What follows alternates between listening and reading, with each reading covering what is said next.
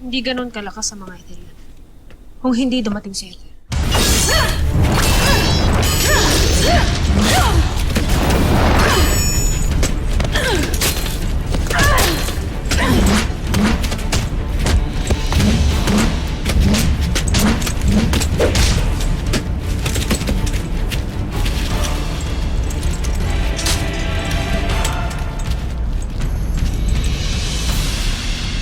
Bumabagsak na mga kapanalig mo, ha?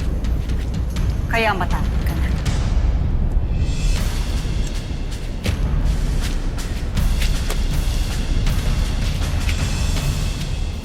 Ngayon,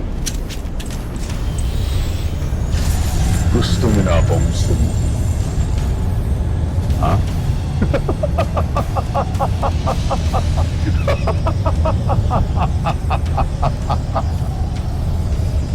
Nagkakamali ka.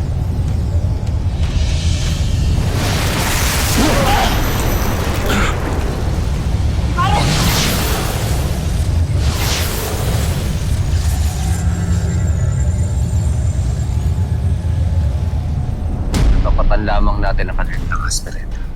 Dadaan lamang natin sila sa tao. Tama si Rami, Ibrahim. Kailangan aminin natin malakas talagang ating mga kalaban. Hindi dapat natin sila minamaliit. Dahil yun ang magiging dahilan upang tayo ay manalo. Kung gayon ay aalis na agad ako upang sunduin ko siya. At sa aming pagbabalik, batid kong tunay na masisimdak ang mga diwata. Mahal na hari, ano ang ibinulong sa inyo ng mahal na Bataluman? Sino ang makakatuwang natin laban sa mga diwata?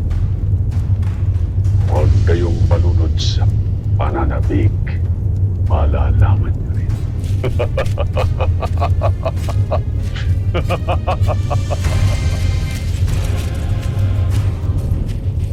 Vidre dun sa Ascendant. Sabihin mo sa amin, anong pinag-usapan nila?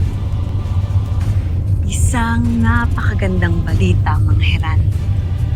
Isang napakasayang basbas ang darating sa atin mula sa katauhan.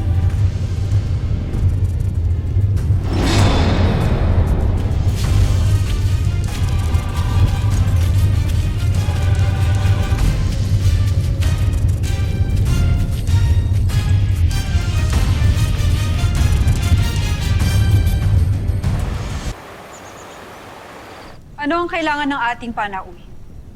Kanina pa namin kinakausap ang dati kong alagad. Ngunit ayaw niyang magsalita. Ang sabi niya lamang ay mayroon siyang kalatas para sa'yo mula sa aking ama.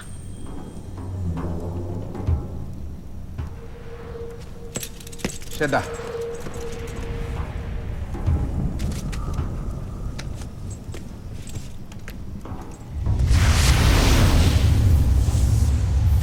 May ibinibigay na babala ang aking brilyante.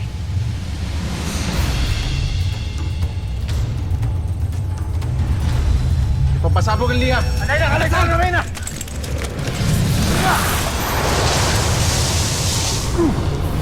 Alena, hayaan mong makapasok ako sa loob ng kalasag. Ngunit paano ka, Pirena? Hayaan mo ako!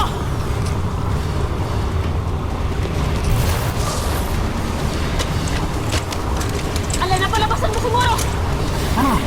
Umalis ka na!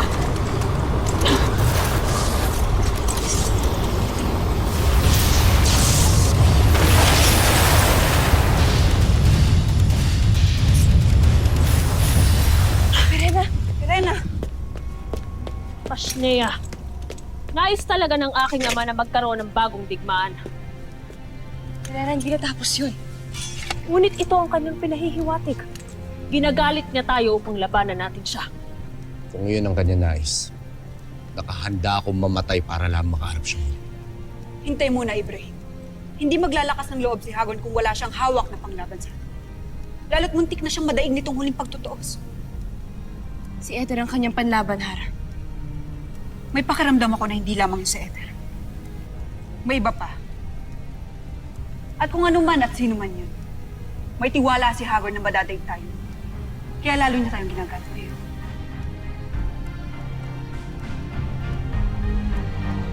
Ano man ang ipagtatapat sa atin ni Hagon, hindi natin ito maaaring urungan. O kaya tatanggapin natin kung ano man ang hamon ng Kator. Alena, Anumang hamon ay hindi natin maaaring tanggihan. Lalo't isa ito sa mga sinusunod na kautusan dito sa Laredo. Kailangan natin itong gawin mamaya. Sa itong laban na hindi natin maaaring iwasan. Dahil una na nagkasala si Hagord. Kailangan natin siyang daigid. Nang sa ganun hindi na siya makapinsala pa. maraming buhay ang tiyak na mabubuhay, Smith. Ngunit wala na tayong pamimilian. Muros, ilabas ang sagisag ng pakikinig mo. At ipaalam mo rin kay Hagorn na haharapin natin siya sa nasirang maong tanggulan ng Sabiro. Doon natin siya pagbabayarin ng kanyang utang. Susunod, Ara. Gan.